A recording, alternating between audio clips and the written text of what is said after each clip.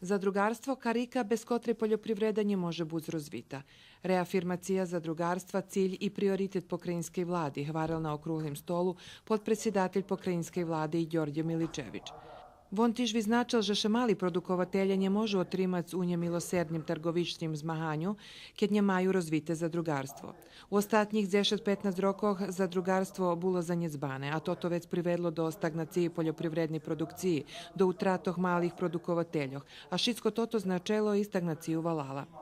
Keď su združeni, produkovatelje prihodza ljehčejše do repromaterijalu, do mehanizaciji, ljehčejše plasuju produkti na targovišću, hvarel Miličević. Pokrajinski sekretar za poljoprivredu, vodoprivredu i ljesarstvo Vuk Radojević nahlašal, že novi zakon od zadrugoh, kotri stupil na moc 2016 roku, doprinjesol rješovanju problema kotri buli osnovna pričina neadekvatnoho finansovanja zadružnoho sektoru. Prez konkursi u 2017. i 2018. roku za drugi pokrajinski sekretarijat za poljoprivredu investovali kolo 83 milioni dinari, najvecej do sistemog za navodnjovanje i opremi za hladzanje.